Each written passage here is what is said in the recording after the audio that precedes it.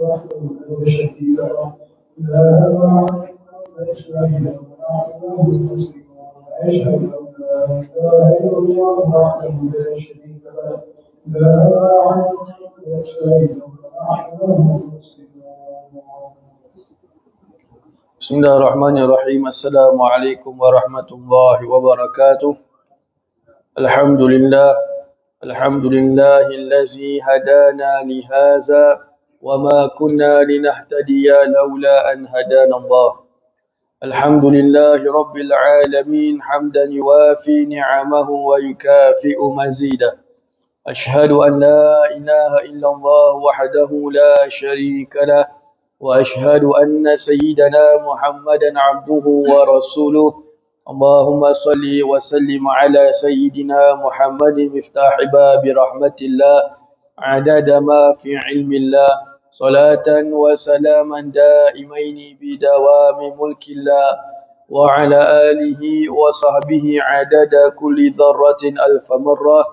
اللهم صل وسلم على نور الأنوار وسر الأسرار وترياق الأغيار ومفتاح باب اليسار سيدنا ومولانا محمد المختار وآله الأطهار وأصحابه الأخيار عدد نعم الله وإفضاله. سبحانك لا علم لنا إلا ما علمتنا إنك أنت العليم الحكيم. رب اشرح لي صدري ويسر لي أمري واحلل عقدة من لساني يفقه قولي.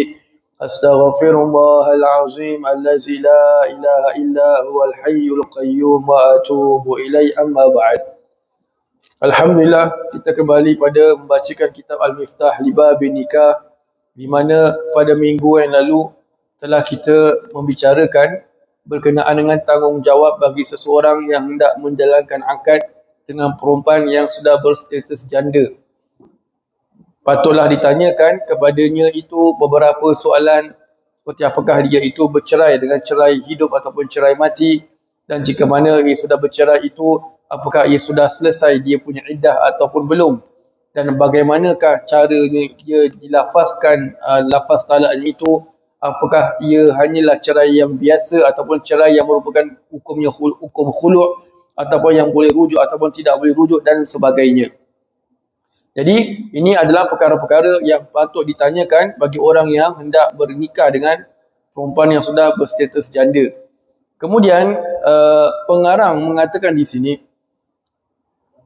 wa ishtaratu li sihhati nikahi thayyibi bulughuha wa isti'zanuha, dan disyaratkan untuk bernikah dengan perempuan yang sudah menjadi janda itu, hendaklah perempuan itu sudah baligh dan telah mendapatkan keizinannya. Jadi additional, menikahi perempuan yang sudah menjadi janda, dia mestilah perempuan itu sudah baligh, itu memang jelas. Dan yang kedua, mestilah sudah mendapatkan izin perempuan itu terlebih dahulu. Bermakna ia tidak boleh dinikahkan oleh walinya, walaupun walinya itu bapanya ataupun datuknya, untuk menikahkannya dengan tanpa izin, maka tidak sah. Kerana statusnya itu status janda. Kalau dia anak dara, maka tidak mengapa. Sebab tu awal sekali pengarang telah mengatakan, kalau apabila bagi orang yang hendak menjalankan akad nikah itu, dia mesti bertanya sama ada dia itu masih dara ataupun sudah berstatus janda. Kerana hukumnya berbeza. Kalau yang dara boleh dinikahkan dengan tanpa izin, yang janda mesti dengan izinnya. Baik, kalau kita mendengar bahawasanya orang yang masih dara itu, izinnya itu cukup dengan diamnya saja. Diamnya anak perempuan itu sudah dikira sebagai redanya. Tetapi tidak kepada janda. Bi an ta'zana nutqan li waliha fi tazwijiha. Dengan mendapatkan izin itu, dengan dilafazkan lafaz izinnya itu kepada walinya untuk dinikahkannya. Jadi janda ni dia mesti lafazkan dengan lafaz yang terang, jelas, bahawa dia agree, setuju, mengizinkan untuk dinikahkan. Baru boleh jalankan. Kalau dia tak cakap apa-apa, dia cuma kata nanti aku fikirlah, aku stres ni, banyak kerja dan sebagainya, maka itu bukan jawapan. Sama ada dia nak memberikan izinnya itu kepada walinya sendiri, termasuk bapa ataupun datuknya, ataupun dia memberikan keizinannya itu kepada wakil bagi walinya. Wakil walinya. Subhanallah. Jadi syarat bagi perempuan janda ini, dia mestilah telah baligh dan memberikan izinnya itu dengan diungkapkan lafaz izinnya. Diungkapkan lafaz izinnya itu sendiri kepada walinya untuk dinikahkannya. Kalau didiam saja maka tak boleh. Tak sah. Subhanallah. Jadi inilah perkara yang ditulis atau ditulis oleh pengarang sini tentang berkenaan dengan apakah tanggungjawab bagi orang yang nak menjalankan akad nikah itu kepada seorang perempuan. Baik. Sekarang ini pengarang beralih kepada tajuk yang baru, al-waliyu fin nikah. Wali nikah. Ini dinamakan sebagai perkara yang sangat-sangat penting, kerana tanpa wali maka tidak sah nikah seseorang. Subhanallah. Al-waliyu fin nikah wa haqqul awliya'i bitazwij. Yang dimaksudkan dengan nikah, dengan wali di nikah adalah yang paling berhak untuk menikahkan perempuan tersebut. Jadi pertama sekali pengarang akan memulakan dengan orang yang paling berhak untuk menikahkan perempuan itu sendiri. Pengarang mengatakan, aulal awliya'i wa haqquhum bitazwiji al-abu summal jaddu abul ab wa in ala. Orang yang paling atau wali yang paling utama untuk menikahkan perempuan itu adalah bapa perempuan itu sendiri. Kerana, atau kita kata bapa tu maknanya ayah kandung perempuan itu sendiri. Kerana dia lebih mengenali anak perempuannya daripada orang lain. Subhanallah. Jadi seorang bapa tu dia adalah wali yang paling afdal. Jadi kalau kita ni seorang bapa, kalau kita ada anak perempuan yang nak menikah, kalau kita mampu untuk menjadi wali atau tidak mampu untuk tidak mewakilkan kepada naib kadi itu, lebih baik kita yang melafazkan akad nikah itu sendiri daripada kita wakilkan, terutama kalau ada satu anak perempuan saja. Jadi bila kita ada anak perempuan satu, bila sampai masa dia berkahwin, sebaiknya bapa tu sendiri yang melafazkan. Kalau bapa tu boleh carry on, kalau bapa tu depan orang tu jadi gagap, lebih baik jangan. Kasih kadi sudah. Nanti bapa saya ni dah pula dah. Cantik rekod dia rosak, lebih baik kasih naik kadi sudah.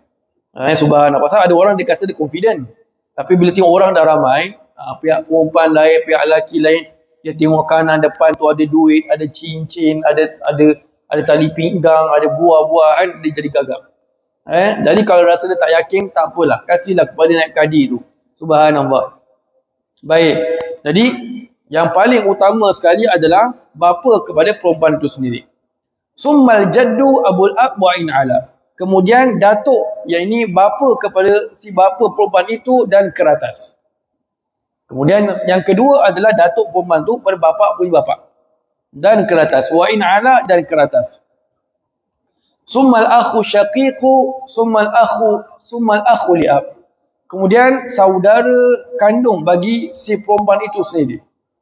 Bapa tak ada, datuk tak ada, pergi kepada yang nombor 3.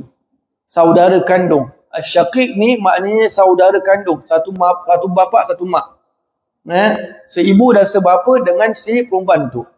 Abang dia ke, adik dia ke, yang sudah cukup syarat-syarat wali tu, nanti kita akan lalu syarat-syaratnya itu. Cukup syarat-syaratnya maka mereka boleh nikahkan. Summal akhu li'ab. Kemudian saudara sebapa. Dia ada abang tapi lain mak. Dia ada adik tapi lain mak. Ni boleh nikahkan, termasuk daripada wali. Summa ibnul akhi syaqiqi summa ibnul akhi li'ab wa insafal. Kemudian anak kepada saudara kandung, kemudian anak kepada saudara sebapa. Abang tak ada tapi anak dia ada. Anak saudara, maka boleh jadi wali. Boleh jadi wali. Ataupun abang yang satu mak, satu bapa lain mak. Anak dia, abang tu tak ada, anak dia ada, maka dia boleh nikahkan. Ini namakan sebagai wali dan ke bawah. Dan ke bawah. Dia ikut turn by turn lah. Maknanya kalau ke bawah tu, kalau anak saudara tak ada, pergi pada cucu saudara ada tak? Main nenek yang nak kahwin tau. Cucu yang akan nikahkan. Kan? Jauh pergi. Dia tengok cucu kepada abang kandung ada tak? Tak ada. Cucu kepada abang sebapa ada tak? Tak ada. Pergi bawah lagi. Kalau ada lah. Kalau bawah lagi, dah kerepot agaknya tu. Apa nak buat jodoh kan. Baik, umpama je contoh. Ini pengarang very detail. Beritahu, jadi kita jangan salah main tangkap muat. Subhanallah. Posisi dia. Baik, dia kena ikut tertib. Kemudian summal ammu syaqiqu summal ammu li'ab. Kemudian bapa saudara kandung, kemudian bapa saudara sebapa. Bermakna si perempuan tu punya pakcik. Perempuan tu punya pakcik yang sekandung dengan bapa perempuan tu, dan perempuan tu punya pakcik yang sebapa dengan bapa perempuan tu. Subhanallah. So dia kena ikut tertib. So dia tak boleh, dia bukan bermakna ikut siapa lagi tua, bukan. Walaupun kita kata abang dia tu jauh lebih muda daripada pakcik dia, tetap abang tu yang nikahkan adik perempuan dia, bukan pakcik. Pasal hukum ni dia lagi dekat. Pertalian darah tu lagi kuat daripada pakcik. Subhanallah. Jadi setelah kalau adik-beradik tak ada, ke bawah pun tak ada, maka pergi kepada pakcik. Pergi kepada pakcik. Kemudian summa ibnul ammi syaqiq summa ibnul ammi li'ab wa in safal. Kemudian anak kepada pakcik kandung, kemudian anak kepada pakcik sebapa, bermakna sepupu. Sepupu dengan si perempuan tu. Sepupu dengan si perempuan tu. Kandung kalau tak ada yang daripada sebapa. Dan ke bawah lah maknanya. Summa ammul ab summa ibnuhu wa in safal.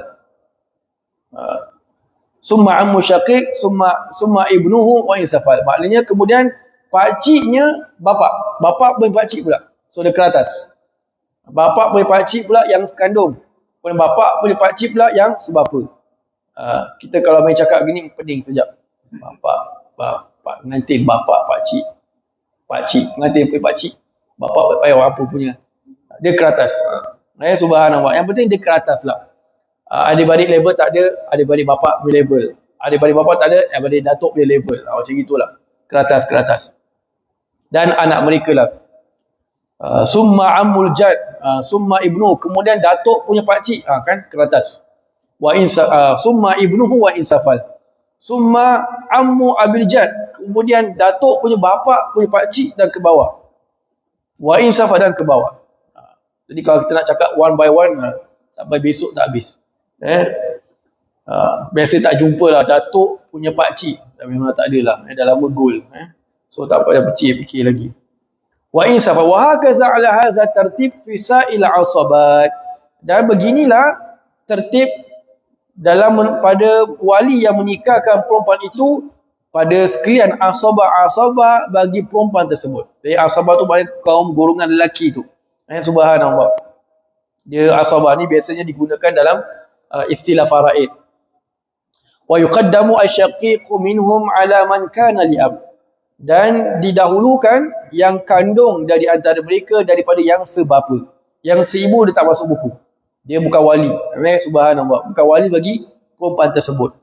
Baik. Fa iza lam yujad ahadun min asabatin nasabi fal mu'tiqu fa asabatuhu summa mu'tiqul mu'tiq summa asabatuhu summa al hakimu au naibuhu. Jika mana tidak ada salah satu daripada asabah dari sudut nasab yang dah disebutkan tadi, maka ia beralih kepada orang yang memerdekakan dia tu. Ini kalau zaman dulu lah.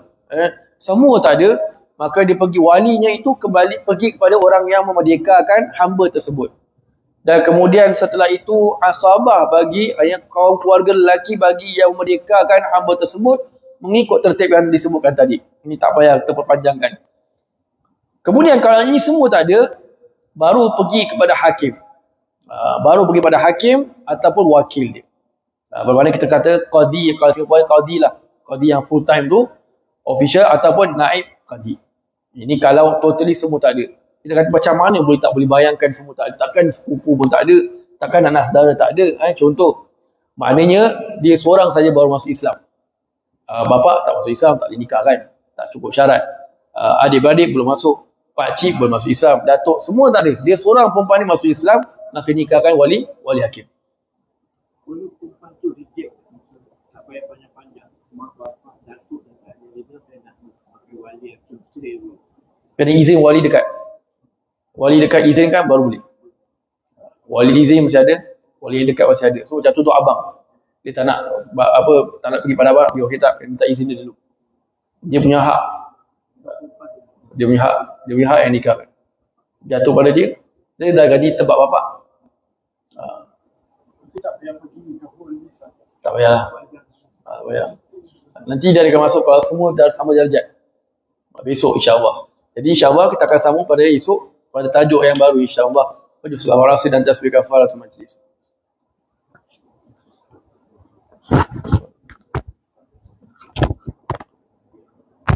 آمين يا رب العالمين ربنا تقبل دعاءنا وأعمالنا وصلاتنا إنك أنت السميع العليم وتب علينا يا مولانا إنك أنت التواب الرحيم دعواهم فيها سبحانك اللهم وتحياتهم فيها سلام وآخر دعواهم الحمد لله رب العالمين تقبل الله منا منكم